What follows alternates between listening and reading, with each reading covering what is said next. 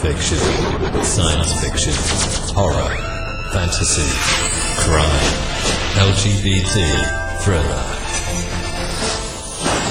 You have now entered the House of Mystery with your hosts, Eric Shapiro, David North Martino, John Copenhaver, and Al Warren. Heard on KCAA 106.5 FM Los Angeles, 102.3 FM Riverside, and 105.0 AM Palm Springs. Okay, welcome back into the House of Mystery. We are at the interview part of the show. Joining us today is a special guest. It really kind of, I think it's kind of fitting for the time. He's written a book called Sins of My Father. Kelvin Pierce, thank you for being here. My pleasure. Thank you for the invite. I really appreciate it.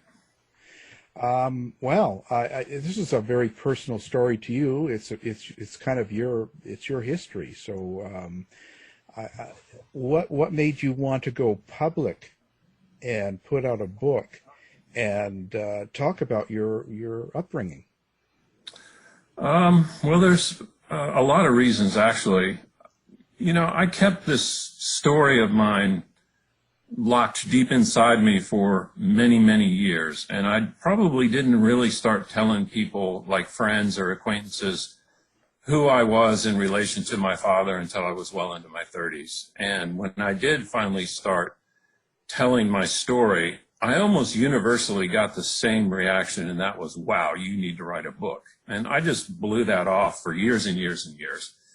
And then, you know, when the 2016 election cycle began, a lot of things were happening, a lot of sound bites, things like that were starting to remind me of my childhood and the things I experienced as a result of my father.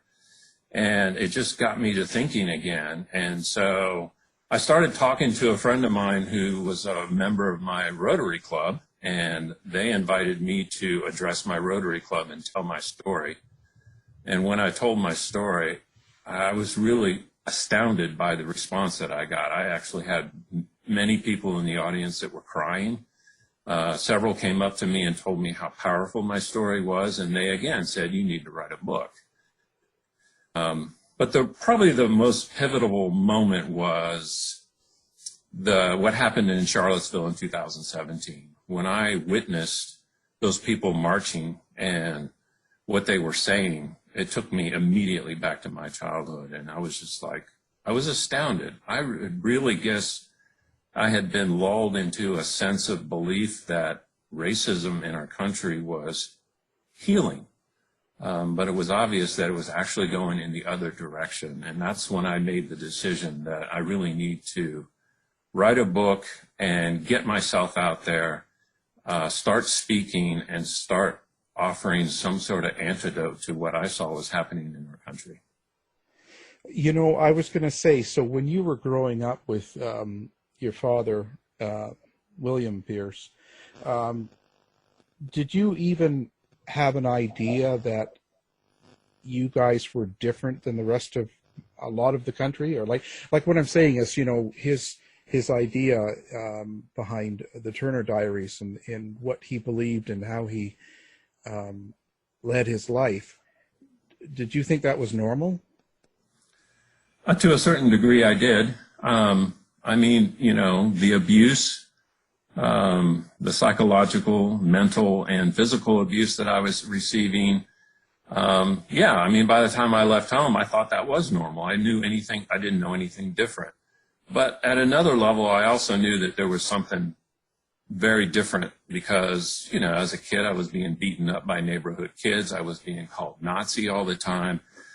We had no friends as a family. We never got together with other members of our family, except for very rarely. We didn't go on vacations. We didn't do what most normal families did. And so I could definitely see a difference there. So when this was happening, how did you get away from it? How did you make the break? Oh, well, it was a very long, slow, painful evolution. I guess the first thing that really happened was when I was a student at Virginia Tech, I started experiencing people from all over the world, all different races and religions. And one of my first roommates was a man from Central America or South America. And I just started getting to know these people, and I started realizing to myself that, these people are just like I am. They have the same kind of thoughts, they have the same kind of desires, they have the same kind of fears, and some of them actually became quite good friends of mine. And then I started questioning everything that my dad had taught me. But I didn't really do a lot with it. I still deeply held my racist beliefs. I just didn't broadcast them to the world. I just kept them to myself. And I had all sorts of triggers that would bring up racist thoughts in my mind when I saw certain people or I experienced certain things, or I was in a bad mood, or I was angry about something else. But, when I finally got into my 40s and I really got sick and tired of feeling sick and tired and being depressed and angry and anxious all the time, I actually actively sought help for that, and that's what really started the healing process. So what does that kind of help look like? Where did you go? Well, the first thing I did was go to a psychiatrist, and that was of no help at all. Basically, after 2 meetings with the psychiatrist, he told me I was depressed. He told me my father was a sadist, and he gave me a prescription for antidepressants. I went to the CVS and was picking up those antidepressants, and it was like 6 pills for $75 or something like that. And I'm like, I really don't feel like this is the answer. So I gave the pills back and looked for other solutions. And I eventually settled on, based on a referral from a good friend of mine, a personal counselor who used Eastern thought type of wellness healing. And that's really what made the difference, was examining my thoughts, honestly evaluating whether those thoughts were helpful to me, whether they were true, and how I could rewrite the constant hateful tapes that were running through my head on a constant basis. So your dad was no knuckle-dragging idiot like a lot of these folks are portrayed. He was quite an intelligent man and learned. Is that correct? Yeah, he was far, far from all the other people that were surrounded around him while he was doing his thing. He was extremely intelligent. He had a PhD in physics. He had a very high IQ rating. His research that he did while he was getting his PhD in physics was actually well known throughout the world. He had scientists from all over the world writing him and asking him about his research. And I was always astounded when occasionally I would go into his office. He would, drag me and my brother to his office in Arlington with the, American Nazi Party when we were kids. And I was always astounded by the people that were around him. They were like what you initially described. They were a lot more like the knuckle-dragging, low-educated, grievance nursing white teenagers and young 20s that had nothing better to do than to try to go around and getting in fights and expanding their racist beliefs. It was astounding to me. I almost never saw anybody like my dad around my dad. I guess that kind of is what made him so dangerous, was his ability to write. I mean, he did write that book, the Turner Diaries, and that had a really massive effect on a lot of different people, and it's banned in a lot of places. Can you talk about how that book came about?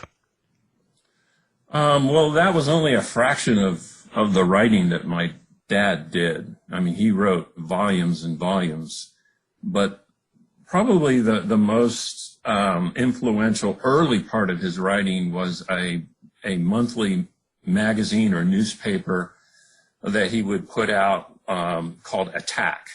And he would issue that every month, and my brother and I would actually help him mail that to all his supporters around the country every month. And he was really having a hard time growing his base. He had like a stable, small group of supporters, and he could never, for any reason, be able to expand it. And so one day he met with a colleague, and he was complaining about how his writings weren't really making much of a difference. And this colleague suggested to him that he needed to write fiction, and that's what a lot of these, lower educated white people that were flocking to my dad and who idolized my dad, that's what they would be more interested in reading in comparison to his intellectual debate type of writing, convincing people why white people were superior. So he's decided to start writing a novel, and he did one chapter at a time in each of his Attack magazines, and it became so popular he decided to put it all together into a book and publish the book. Now, he published the book under another name, is that correct? Yeah, he did. And what was his thinking behind that? Well, his thinking behind that was that he really wanted it to be like considered an independent novel, kind of apart from the National Alliance and apart from, Dr. William Pierce. And he was also, very concerned and very careful about, the First Amendment and what he could get away with in his writings, as far as inciting violence and things like that. And when he wrote this book, he wrote this book based on his fantasies, his deep fantasies about things that he really wished he could do if he thought he could get away with it. But he also knew that, if it wasn't declared as a novel and that it wasn't like independent from the National Alliance, that he could get put in jail. And he absolutely did not want that to happen. So he was very careful. So this book is pointed to as sort of Timothy McVeigh's roadmap to what he did to in the bombing of the Murrah Federal Building in Oklahoma in 1995. When you heard of the book's involvement in that, what were your thoughts? Well, I mean, I wasn't surprised at all. And I knew that my dad would absolutely be thrilled about the fact that he incited something like that. And that he was, and I know, was absolutely thrilled by the publicity and the exposure and the increase in interest that he and the National Alliance received as a result of that. Personally, I was, horrified by that, but it didn't surprise me at all. I mean, because I grew up with my dad from the time I was 5 years old until I left home, hearing his ranting and raving about minorities and about Jews and how much he absolutely hated them. It drove every single minute of his life. So it absolutely didn't surprise me at all that he could incite other people to carry out the fantasies that he wished he could do. What do you think he wants or wanted? What was his intention in putting out Attack and as well as the Turner Diaries?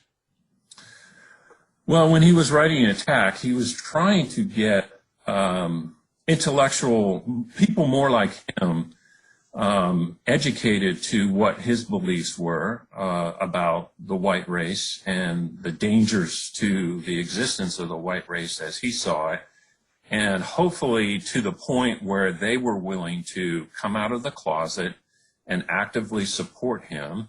And ultimately his goal was to create a whites-only homeland somewhere within the United States where people would come to him, whites only, and create this homogeneous place where people could live and prosper and be separate from non-whites.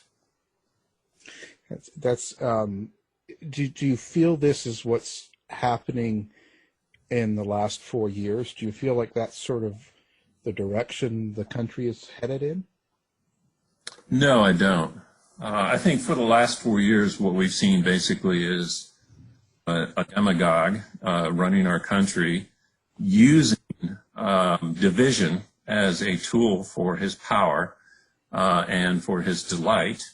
And I think what's happened is that, I've always understood that racism has always been and is still a problem in our country, but I've always felt like it was kind of like latent, that it had kind of been buried beneath the surface because it became so politically incorrect to espouse your racist views. I mean, except for the very few that would do it. But, our new president, our new administration made those racist beliefs and the displaying of those racist beliefs much more unassailable than it used to be. And so there's a lot of people out there that are suffering a lot. And one of the ways they attempt to try to make themselves feel better is to put other people down. And, they had a roadmap, and they had a cheerleader, and they had a coach that was saying, yeah, it's right to do this, and we need to do this. And, but I don't see it at the point where it's coalescing and gelling into a strong enough unit that it's going to go anywhere near where my dad was hoping for. Where do you think it came from for your dad? Like, do you have any idea of how it happened for him where he was this way? Well, I know that, when I was about 2 years old, he had finished his degree in physics, and he was at a crossroads where he had to make a decision about what he was going to do with his life. And he knew from earlier on that he did not ever want to work for other people and take direction from other people.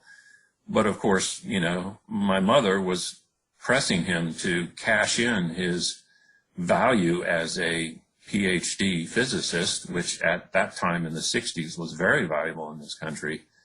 And she wanted him to take a job in industry, and he absolutely refused. So instead, he took a job as a professor at Oregon State University. And while he was there, for the first time really in his life, he started witnessing things happening in our country at a political level that he had always ignored before. I mean, he started seeing the beginnings of the civil rights movement. He started seeing integrated couples because they were more accepted in the West Coast of our country than they were in other parts of our country. And he also started seeing things about the Vietnam War, and he started really questioning about the rightness and wrongness as he saw it.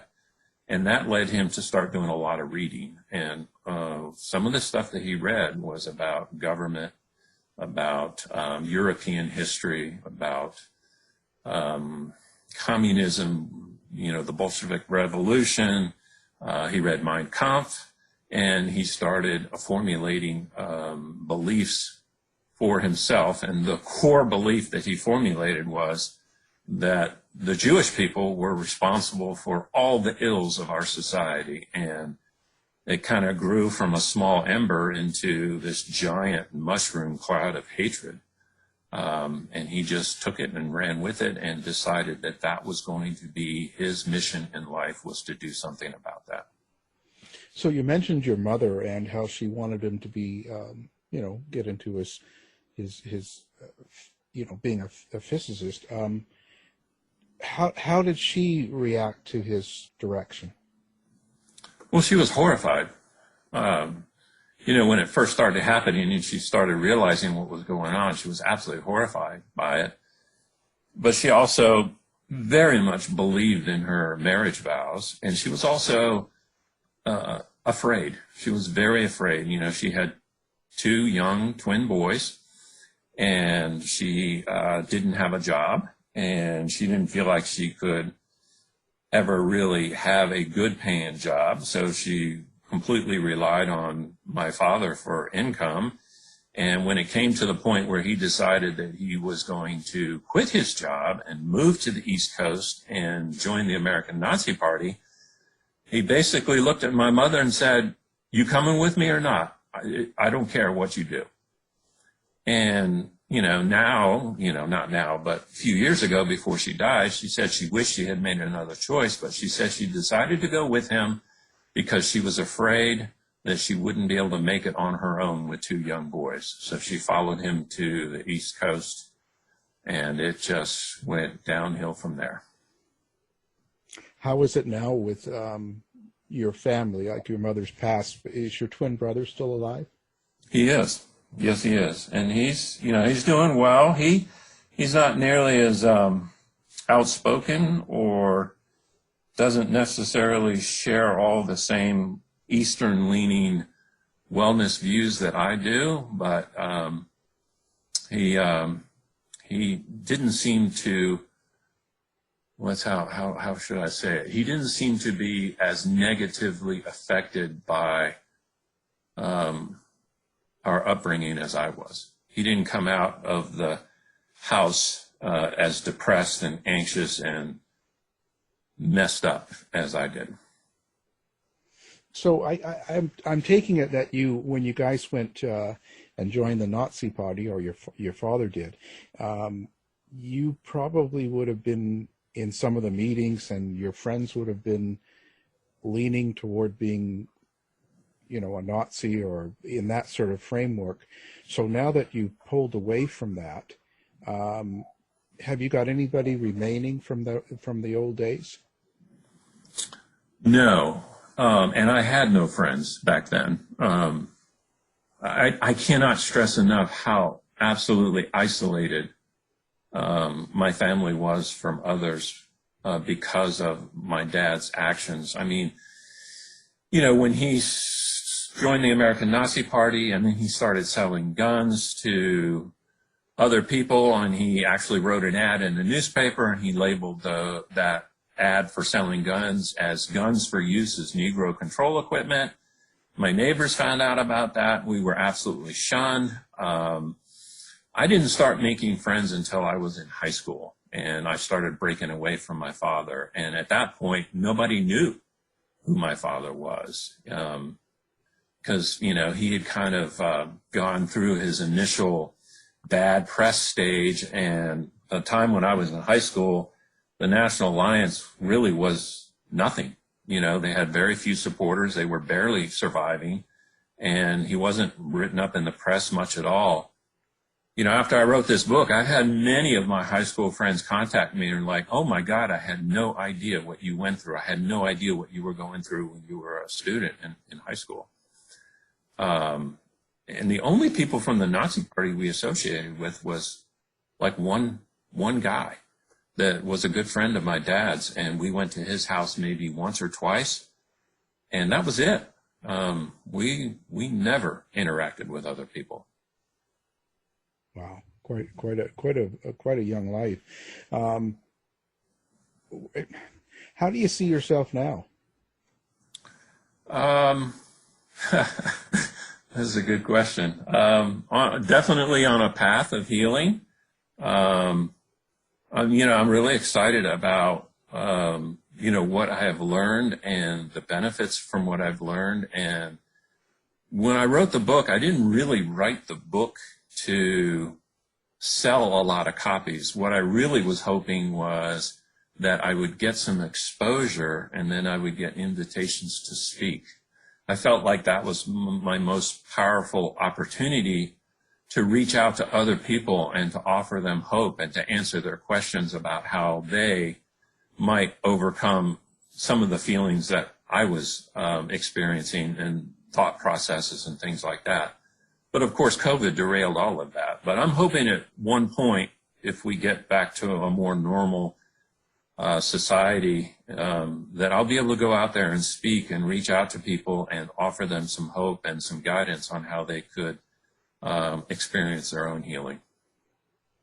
Yeah, what would you say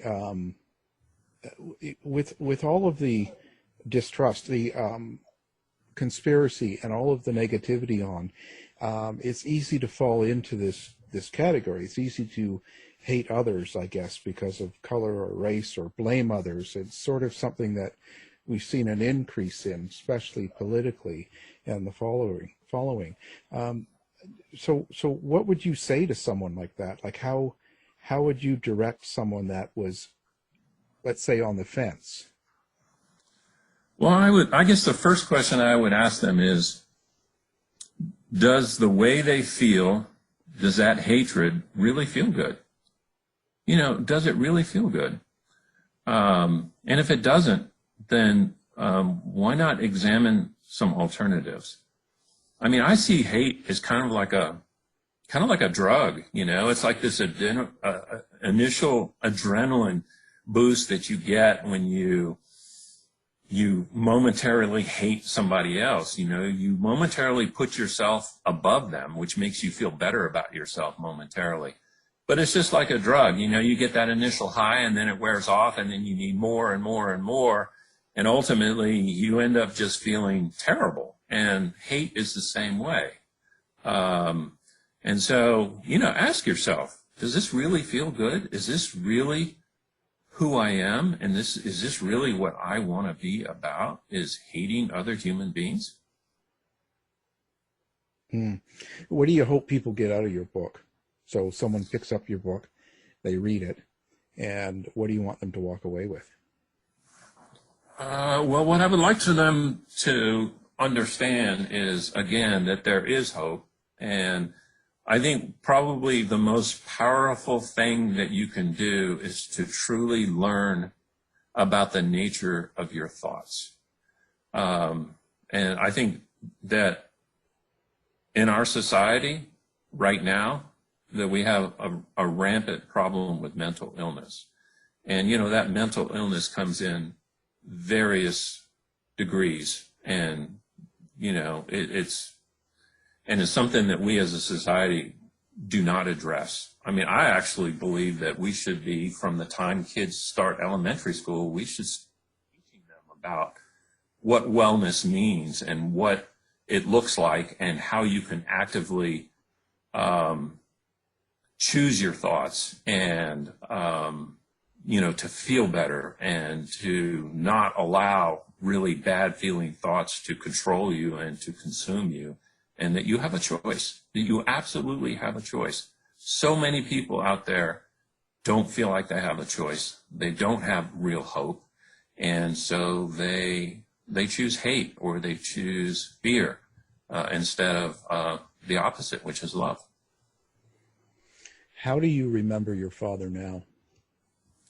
Well, I've completely forgiven my father, and the way I remember him now is, I mean, it varies. Sometimes I speak to my father, and I'm like, "You asshole! Right. How could you have done that? You blaming jerk." And sometimes when I look at him, I look at him with deep empathy, because he obviously was not well. He was extremely intelligent, but that doesn't mean that he was mentally or emotionally well. He obviously was not. And he missed out on some of what I think are the most precious things that we have as human beings, as gifts. And one of those gifts is, our ability to create relationships with other people. And also our children are some of the greatest gifts that we will ever have in our life. And he missed out on those completely. He turned his back on them, and he turned toward hate, and he never came back from that. And when you talk about physical abuse and psychological abuse, is there a certain event or time that you remember most when you were a child? Well, there are so many. There was one beating in particularly that I remember probably the most, and I write about that in my book, and that's when I was probably 6 or 7 years old, and I decided to take a razor blade to his leather recliner and I basically shredded it to pieces with a razor blade. And when he got home and realized what I had done, yeah, that was probably one of the most significant encounters I've ever had with my dad. And then, you know, probably the other moment that I remember the most is when I stopped the abuse. And that's when I decided I was going to join my high school football team, even though he forbid it, absolutely. And once he realized that I had joined the football team, and he grabbed me by my shoulder and yanked me around and pulled his fist back like he was going to start his normal process. You know, by this time I was, 16 years old, and I had been lifting weights, and I was about as big as he was, not quite. I gave him a look that he had never seen me give him before. And he studied that look for several seconds, and then he realized what was going to happen. And he let me go. He shook his head, and he basically didn't speak to me for at least 2 years after that. So you think his frustration was that you weren't, let's say, falling into line, that you weren't expressing the same amount of hate toward, let's say, the Jews, that seemed to be one of his issues, as he did? I mean, that might have something to do with it. I mean, I think it was a lot more than that, because the only time he really tried to interact with me as a child was like when he bought me a chemistry set, and he really wanted me to be as excited about chemistry as he was as a kid. You know, he made me as a 5-year-old try to memorize the periodic table of elements. He bought me a slide rule. He tried to teach me how to use that. And I absolutely wasn't interested in that at all. I wanted to go outside and play in the woods and build forts and, play with a football or something like that. And, he really just had no interest in being a father. But he always saw me as different than my brother, because he could tell I was more scientifically minded. And I guess he did try to, in his own way, mold me into a version of him, and I resisted it at every single step. And I think he was definitely frustrated by that. But ultimately, he really did not want to be a father. He really wasn't interested in being a father, except for the discipline role. He absolutely relished that role, and he really went overboard with that role. But as far as love, he told my mom that his role as a father was for discipline only, and her role was the role for love and coddling and all that sort of stuff. I wonder how is your ability to have relationships with people now? Is it still pretty affected by this? It is affected a little bit. I mean, it certainly was a huge problem when I got married. So when I got married, one of the first things that started happening was I was getting regular feedback from my spouse about things that were not working for her. And I always, without exception, I always took that as rejection. Because that's what I experienced my whole life as a child, that I was not good enough, that I was worthless, and I felt worthless. And so if my wife asked me a simple request like, could you do this for me? I took that as rejection. And the way I reacted to that was to shut down and to shut out. And it created massive problems for me throughout my entire marriage. And it wasn't until I started healing and starting examining my thoughts and taking responsibility for my actions that I started to overcome that. Now I'm actually able to have a relationship with other people and to make friends, and actually be able to go out and socialize. I couldn't do that before. I mean, when my wife wanted me to go to a party, I would go to the party, I would stand in the corner, and I would be just like, can we leave now? Can we leave now? Because I felt so uncomfortable. I just felt like everybody was examining me and realizing how worthless I was, and I just felt horrible. I hated it.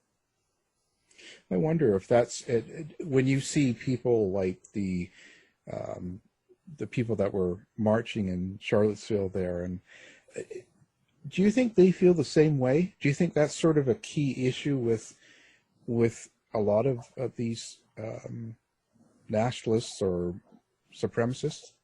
Absolutely. Yeah. I mean, I've always asked myself a question once I've started my healing. It's like, if you truly love yourself, can you hate someone else? And the answer is no. You know, those two states of mind simply cannot coexist. So, yeah, I mean, it comes all the way to me. I believe, I'm no expert by any means, but what I believe is that anybody who hates other people, then they have an issue with how they feel about themselves. So what's the answer? Like, how is it you take a group or get into a group like that, and how I don't know, when I say educate, but actually make them feel like they could have value in themselves if they change? Like, how is it that we can do that as a society?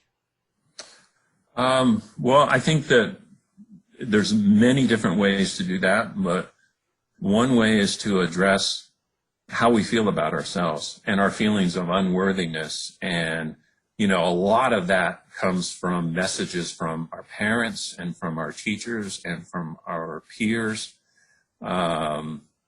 And so as a society, I think that we can address that from a very early level, that everybody is individual and unique and is worthy, and you know, try to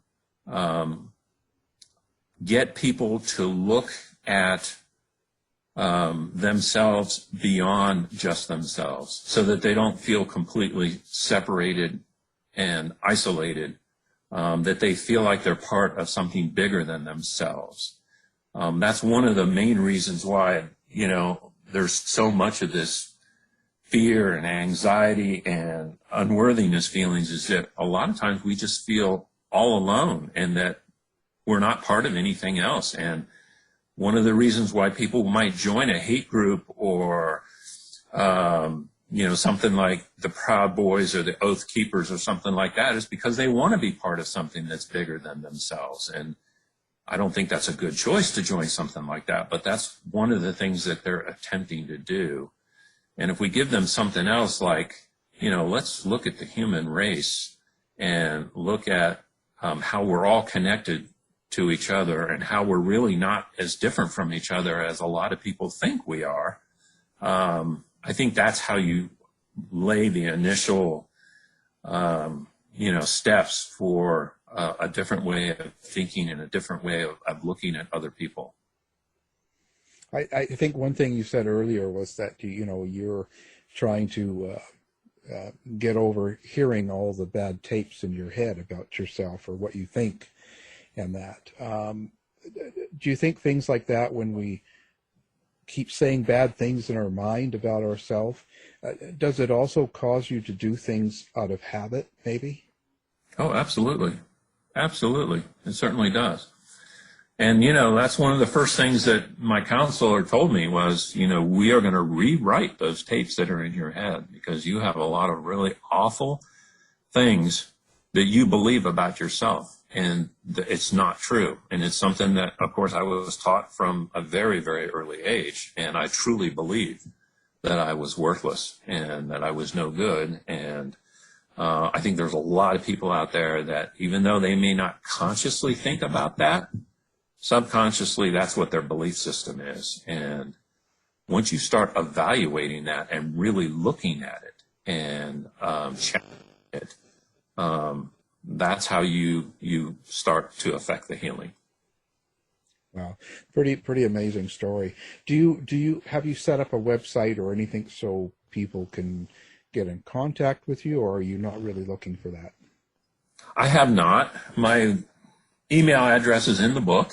I've had a few people reach out to me, but I've had people suggest to me that I do need to create some sort of website. I guess I'm just not very good at that sort of thing. But, you know, that is a good idea. But I absolutely do welcome people contacting me, and I would love opportunities to speak and, you know, answer questions, talk to people, things like that. Well, your book is really timely, and I, for one, appreciate its message. I'm of Jewish heritage myself, so every time I read about a synagogue being painted on or something like that, I just think of my relatives in Europe who, our family tree ends in places like Bergen-Belsen and Auschwitz. So people like yourself who are willing to, who have changed and are willing to speak out. It takes a lot of courage, and I applaud you for it. Well, thank you. Thank you. Wow. So now what we'll do is we'll put your book up on our website as well, so people that are listening to the show can pick it up with one click. And awesome. Let's hope for the best. Let's hope everything gets better. And COVID's been pretty tough on people. Has it been a extra challenge for you? I guess probably. Eh? It has. I mean, I have, one of my daughters is a first responder, so I worry about her a lot. Fortunately, though, my business, which is construction, has been considered essential throughout, so I have been able to stay working, which is a blessing compared to millions of people in this country who have lost their jobs as a result. But just, from a family and society standpoint, it's been a challenge. The biggest challenge for me is that I can't go back to Georgia right now, and I miss my kids in Georgia so much, and they're constantly saying, when are you coming back? When are you coming back? And I'm like, well, I'll come back as soon as it's safe, but I can't go to Eastern Europe in the middle of this crisis.